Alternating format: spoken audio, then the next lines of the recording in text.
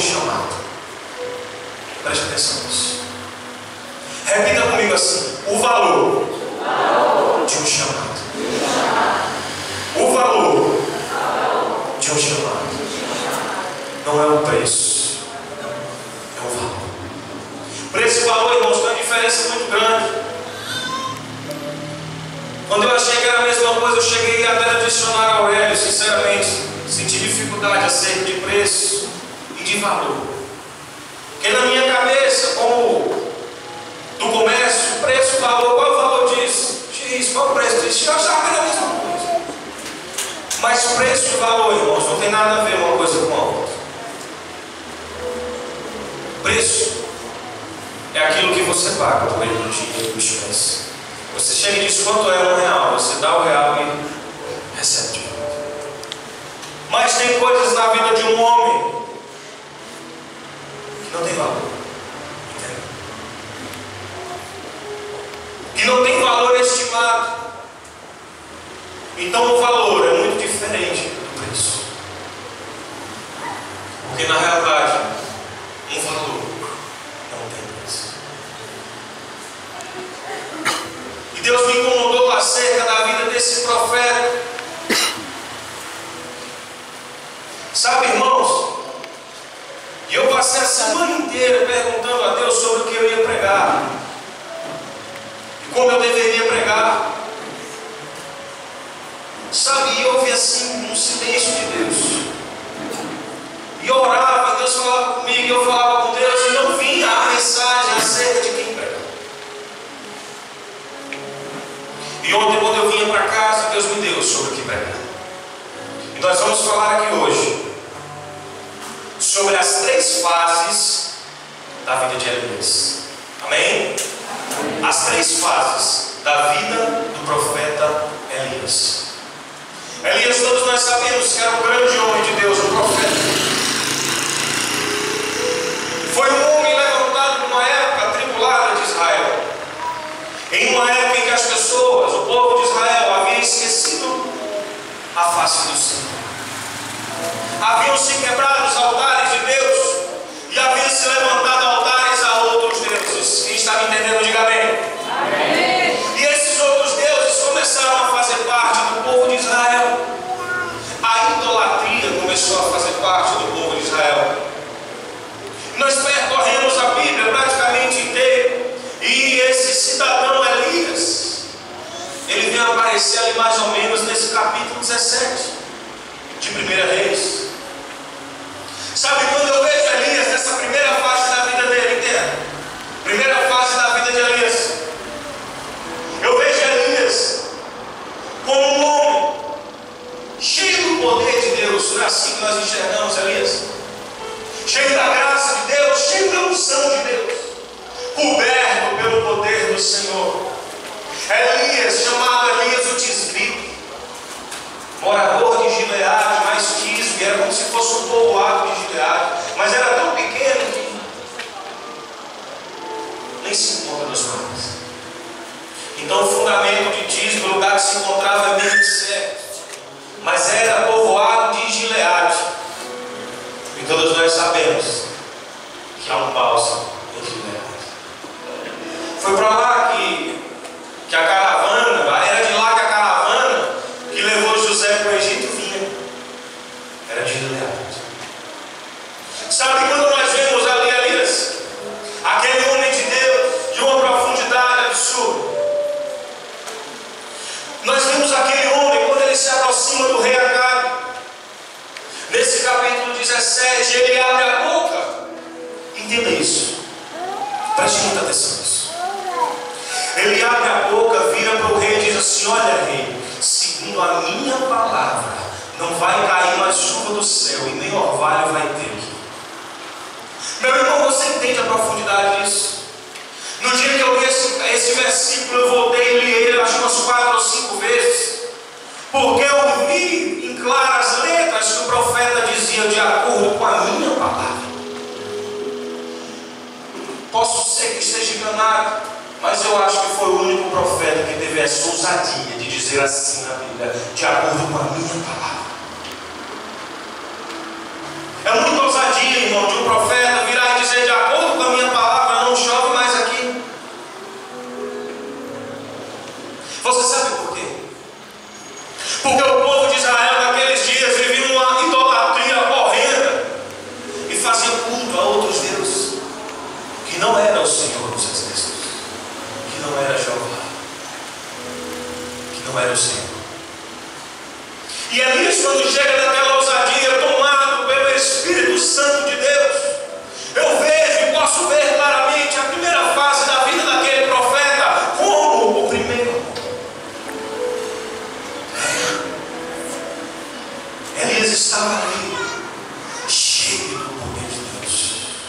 naquele primeiro amor, irmão. Sabe, tomar. Elias estava cheio. Elias tinha naquele momento força, graça, unção nova. Elias tinha atitude, tinha coragem, determinação, perseverança. A fé de Elias naquele dia era inabalável. Elias estava no primeiro amor. Elias estava profundamente no primeiro amor. Elias era profeta, e como profeta ele ouvia o que Deus dizia e transmitia o que Deus queria falar. Entende? Essa é a função do profeta. É ouvir o que Deus quer falar e transmitir o recado. Não é distorcer como nós temos nos dias de hoje, e que nós tínhamos também naqueles dias homens que distorceram. Mas a visão e a função do profeta era transmitir aquilo que Deus claramente queria dizer. E pense num profeta verdadeiro, era Elias. Ou rasgado. Fã de Deus. O homem era rasgado, um daqueles que não liga não, sabe? E esse homem se aproxima de Acabe e diz assim: olha, de acordo com a minha palavra, não vai cair chuva aqui, nem orvalho mais, durante 3 anos. E a palavra diz que ele se retirou dali para um ribeiro chamado Ribeiro de Querite. E lá ele se aproximou e se sentou por ali onde tinha um ribeirozinho que ele podia beber água, porque ele sabia a palavra que ele tinha dado. Entenda uma coisa: as palavras que saem da sua boca têm poder para mudar até sentenças do Senhor. As palavras que são proclamadas pelos teus lábios, elas têm poder. Então é por isso que você não pode falar demais e nem falar todo, e nem blasfemar, e muito menos murmurar. Sabe por que existe aqui uma batalha entre anjos e demônios, em que nós não podemos enxergar a olho nu? Alguns até podem, eu creio. Mas todas as vezes que você abre a sua boca e fala alguma coisa de bem ou de mal, isso vai movimentando essa luta, entende? Isso vai movimentando essa batalha, entende? É por isso que tem orações que você não pode falar, você tem só que entender isso. Você tem que muitas vezes confundir o adversário. Estratégia, um segredo, não conta pra ninguém. Coisa de muito Deus. Você finge que vai, irmão, aí ajoelha e outra coisa. Conta pra ele. Então tem coisas que você, quando proclamar, você tem que saber o poder da autoridade das suas palavras. Então é por isso que todas as vezes que você abre os seus lábios, você tem que abrir para abençoar. É por isso que todas as vezes que você abrir e proclamar uma palavra, tem que ser uma palavra de bênção. Porque a palavra que sai da sua boca tem poder de edificar e de destruir. E Elias deu uma palavra que não ia ter chuva, e rapidamente ele foi para a beira de um ribeiro, porque ele sabia que não ia chover. Não vai chover. Eu quero água. E Elias vai para a beira do ribeiro. E a palavra diz que os corvos passaram a alimentar Elias. Você sabe o que é isso? Corvo, vamos dizer lá que é um urubu importado. O corvo é como o nosso urubu daqui, só que ele é um pouco mais fino, mais bicudo, só que a alimentação dele é parecida. E o corvo era uma ave imunda para o povo de Israel. Não se podia comer corvo, nem encostar perto de um corvo, nem de longe. Só que Deus mandou o alimento para Elias pelos corvos. E eles vinham e traziam carne e pão para Elias. É por isso que nas vezes que você passou dificuldade, a ajuda vem da onde você menos acreditava que viria, entendeu? O corvo. Entende? Da onde você menos imaginou que viria, ela veio para você. Ela chegou até você.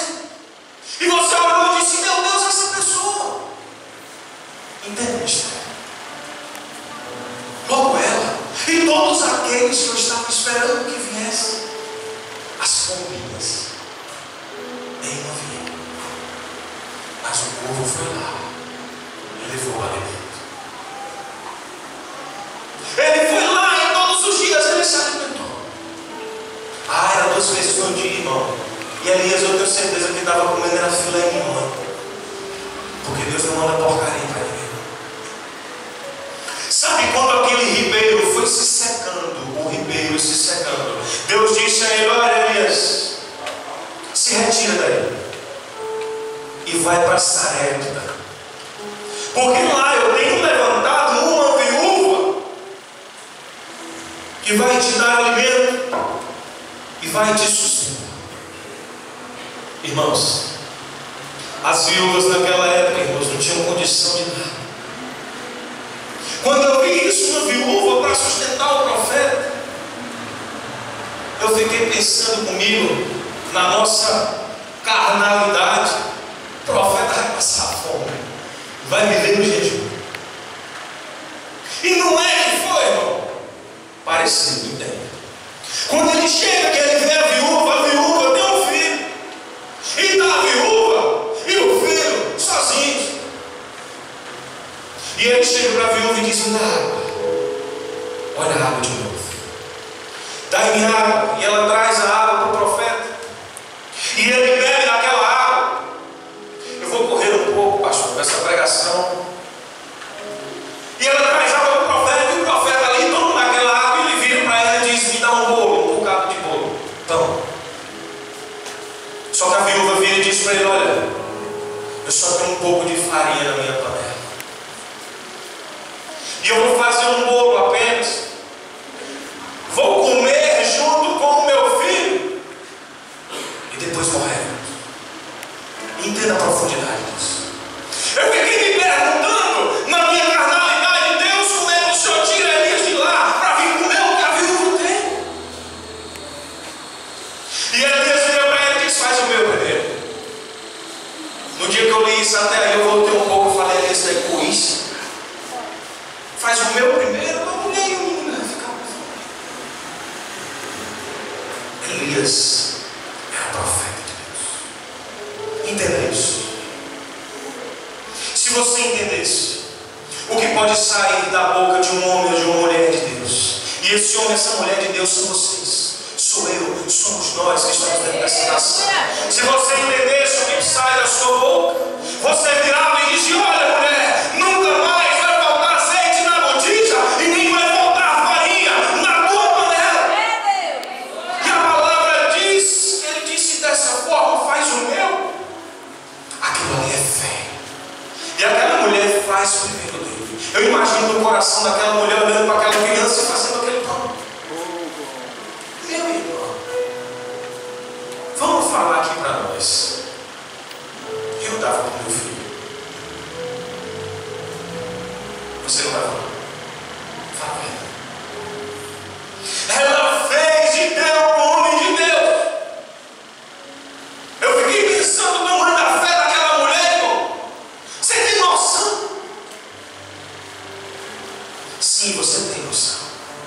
Que é o que você faz todos os dias da sua vida, que serve na casa de Deus. Quando você doa muito mais do que o que você tem, quando você doa o seu suor, as noites sem dormir.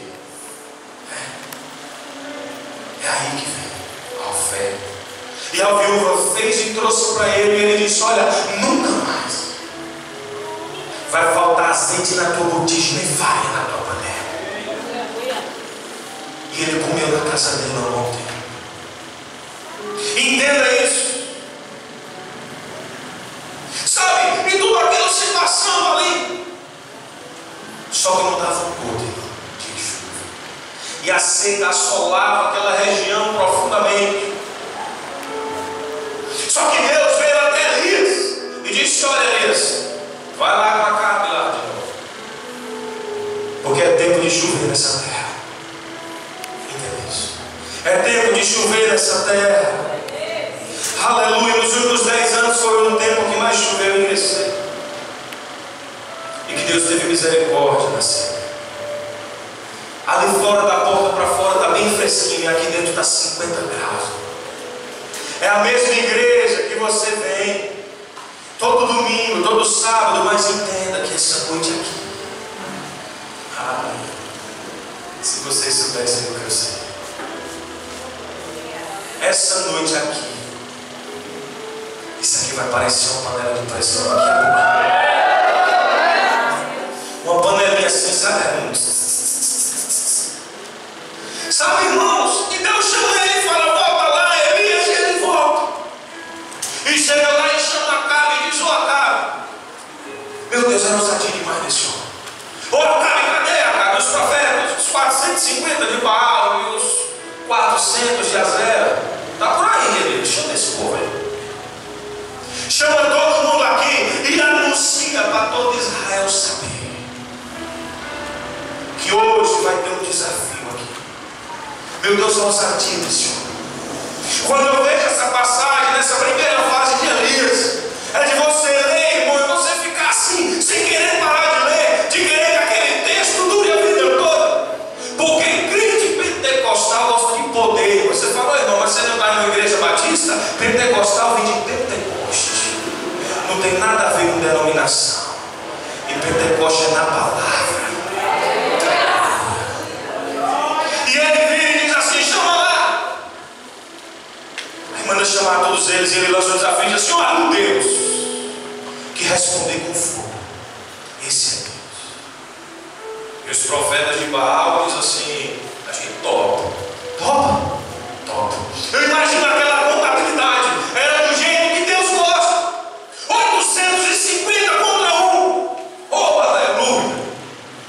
850 contra 1. 400 de Azera, 450 de Baal e Elias lá, o desvita do povoado. O menorzinho. Chama todo mundo e chama lá, vai agora, traz para cá. E ele diz: separa 2 juntas de boi. 2 juntas me refiro 2 cabeças, pega. Separa para mim 2 garrotes, bezerros, da maneira que você quiser chamar. Deixa eles escolher primeiro. Elias estava tirando o homem. Elias estava tirando uma cara deles. Deixa eles escolher, você quer qual? Eu quero esse, então vai vocês primeiro, que eu vou sentar ali. E a palavra diz que eles prepararam lá a lenha, repartiram o garrote e colocaram sobre a lenha. E eles começaram naquele dia a gritar, a correr, a clamar. E eles rasgavam as suas vestes e chamavam por Baal sem parar. Eles chamavam por Baal, Baal, Baal, escuta, Baal, nosso clamor. Você acha que Elias ficou calado? Elias tirava a onda e dizia assim: grita mais alto, talvez Baal esteja dormindo. Talvez ele tenha ido para uma reunião importante. Chama mais alto, eles Baal, rasgaram e começaram a se mutilar. A palavra diz que eles se mutilavam com facas, com chicotadas. Quem quer que você mutile a sua vida, irmão, é o Satanás. Quem quer que você se destrua e destrua a sua família e tudo que você tem, não é Deus, não. Deus quer para você vir e dividir a abundância. É isso que Deus tem para você. E eles se mutilavam e ele dizia: olha, grita, talvez ele esteja numa reunião importante. Quem sabe Baal esteja dormindo. E eles gritavam ali. Sabe o que aconteceu? Nada. Não aconteceu nada. É por isso que muitas vezes pessoas andam com imagem para cima e para baixo e se chicoteiam e nunca acontece nada. Entende? E por muitas vezes você se tranca no seu quarto 5 minutos, no dia de aflição, e diz: eis-me aqui, Senhor, me socorre nesse dia, e você ouve a voz de Deus. Porque Deus é um Deus que fala. Ele é invisível, mas ele é real. Você pode sentir isso. Sabe? Quando eles terminam ali, Elias disse: agora é minha vez.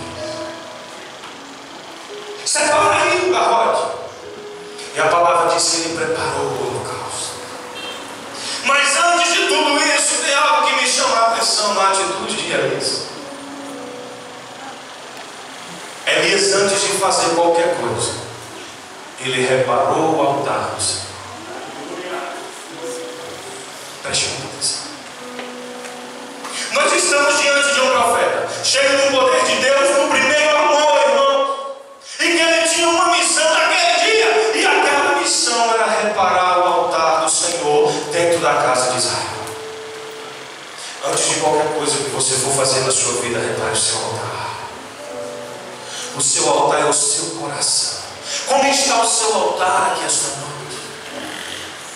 Talvez você tenha vindo para cá porque você ouviu tanta coisa acerca dessa igreja e das coisas que acontecem. E você disse: eu vou lá para me ver. Mas no fundo, você veio aqui porque o seu altar está quebrado. Porque está precisando de conselhos.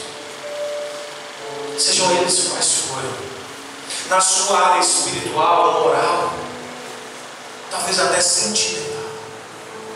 E Elias, a palavra diz que ele começa arrumando o altar. Eu imagino as lágrimas correndo nos olhos daquele profeta. Todo mundo ali, todo o povo de Israel estava naquele lugar. E ele escolhe 12 pedras, de acordo com o número das tribos de Israel. Entenda isso? 12 tribos de Israel, 12 apóstolos. Entende? E o sacrifício era quem? Jesus. E ele separa aquelas 12 pedras e começa a reconstruir o altar do Senhor. Elias, naquele momento, está refazendo a presença de Deus naquele lugar, dizendo assim: ó Senhor, coloca aqui, Deus, essa cidade. Oh Deus, dá nas tuas mãos, Senhor, esse povo. Oh Deus, está todo mundo aqui. E ele ia colocando aquelas pedras e ele foi construindo tudo. Igual você, quando fica lá na sua casa: oh Deus, toma conta do meu marido, toma conta do meu filho, toma conta, Senhor, das nossas coisas. Oh Deus, vigia, Pai. Como é que vai ser esse mês, Senhor? Porque eu não estou conseguindo resolver nada. E vai construindo. E esse altar vai levantando por você. Sempre tem que ser Deus. E quando Elias termina de levantar aquele altar, ele coloca a lenha por cima e coloca o holocausto. A palavra diz que ele fez um buraco raso ao redor, em forma de círculo. A palavra diz que era lugar entre 2 fileiras de sementes. Então eu acredito que era entre 3 e 4 dedos ali. E ele faz aquele círculo.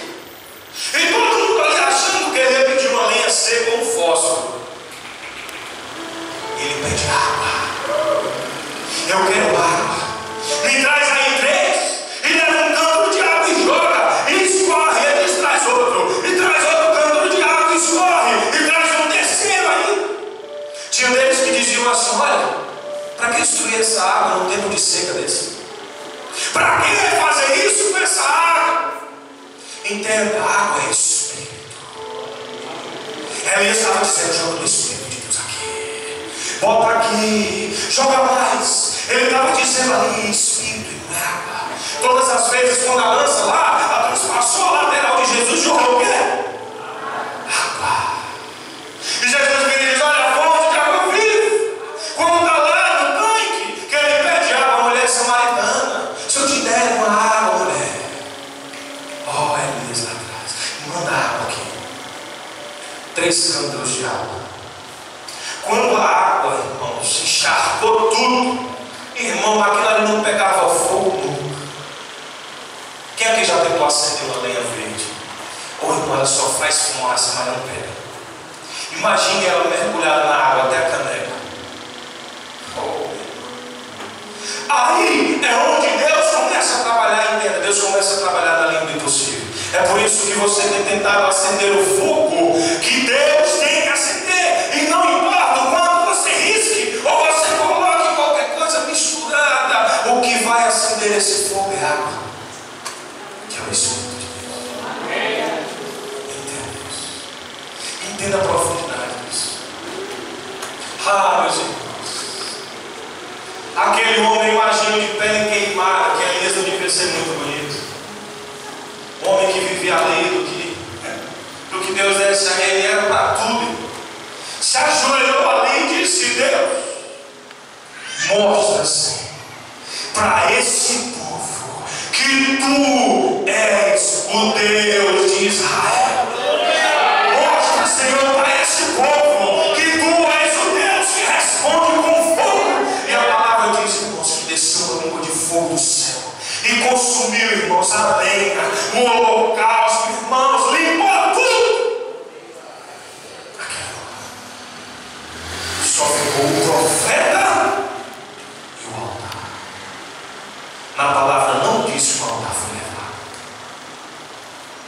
O altar é você. O altar é você.